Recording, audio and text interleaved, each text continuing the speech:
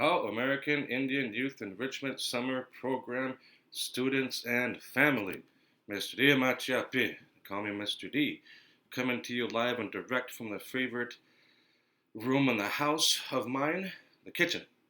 So this week, for our last video, we're going to be talking about the No DAPL movement that started out of Standing Rock and moved to other places. And so in your packet this week, in your kit, you'll receive this from me. Water is life. Okay, so I want you to do your best work on that, because I know you guys have been enjoying the art program this summer.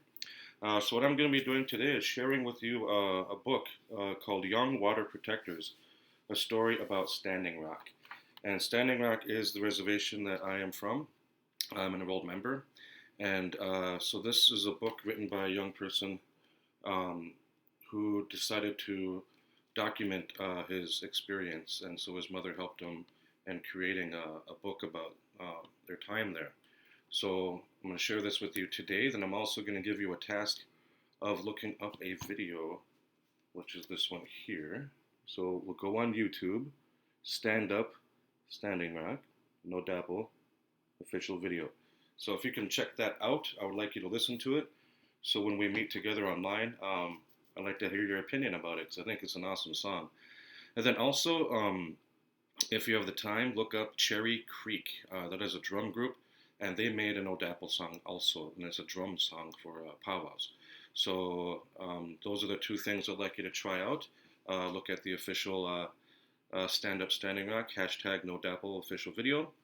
And then if you have time, look up the Cherry Creek powwow song that they created, which is really great because it's in Lakota. And if you look in the comments, they translate what they're saying. So there it is. Let's check it out. It says, a water protector is someone who protects water from getting polluted. Companies are polluting the water by building things like oil pipelines under or near waterways. And they built this particular one above the Cannonball River in North Dakota, right north of my reservation. As Native Americans, we want to protect the earth and water from getting polluted and harmed, because these are sacred lands and waters to us. We want to keep our homelands from getting harmed. The Standing Rock Sioux tribe is a native nation of Dakota and Lakota peoples. The reservation is located in North and South Dakota. Their land used to be much bigger because of the Treaty of Fort Laramie, an agreement made a long time ago. So this is what he's talking about here. So that was the original landmass of my people there that came out of the Fort Laramie Treaty. People a long time ago did not respect that and took the land without permission, so that the reservation became much smaller. The land is called unceded treaty territory because the Lakota people did not give up the land. So this is how they kind of carved that up into what we have today for our reservations in North and South Dakota. A company was trying to build an oil pipeline under the Missouri River, which is Standing Rock's drinking water supply. The pipeline is called the Dakota Access Pipeline. The land and water there, where the pipeline was being built, is their treaty land. When pipelines are built, they end up leaking and polluting the land and water. If the Dakota Access Pipeline were to leak, it would make the water for the Standing Rock Sioux tribe undrinkable. And Lakota, many Wechoni, means water is life. Now that is the key for this week. It's not just one word, you have to remember. It is water is life. So when we meet and I ask you what the key word is, it is a phrase this week, water is life. Youth from Standing Rock started a water protectors camp to protect their water. It was called Sacred Stone Camp. They asked people to come and join them to help them protect their water. A lot of people came to help, and a new camp started. It was called Ocheti Shakoin Camp, which means 7 council fires. I went to North Dakota to the Ocheti Shakoin Camp in August 2016. I was 8 years old.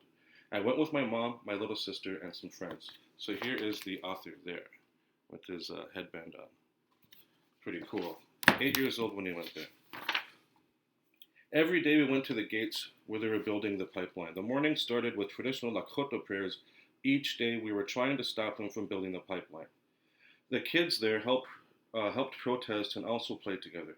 We sang traditional songs with everyone. People painted messages of resistance and posted flags from their native nations.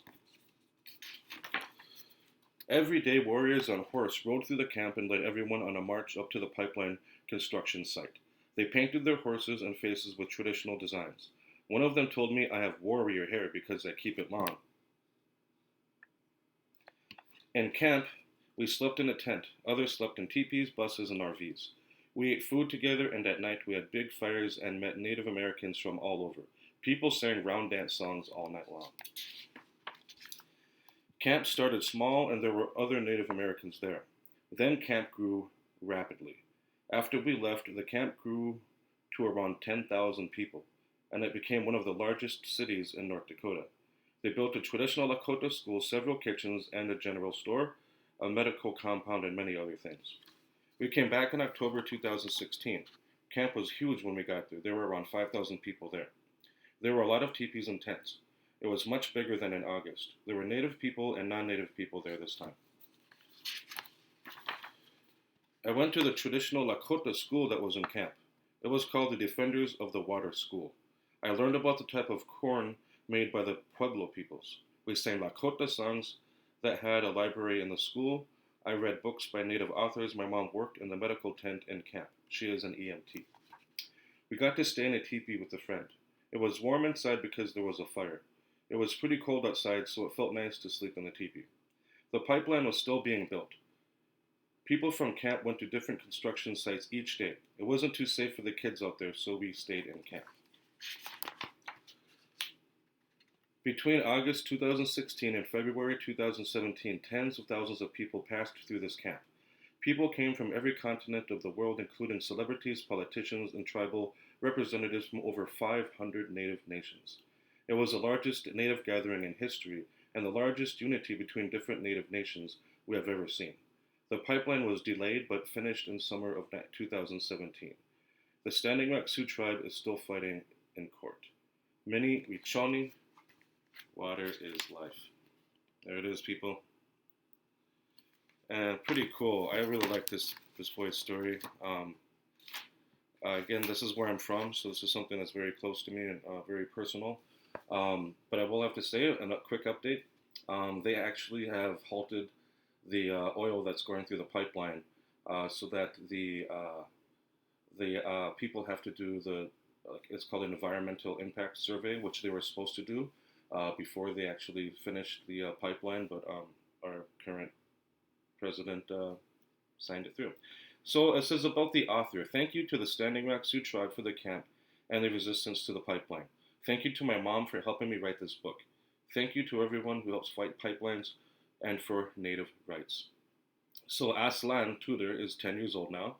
He is a citizen of the Lipan Apache tribe of Texas. He and his family live in Indianapolis, Indiana, and are moving home to Texas soon.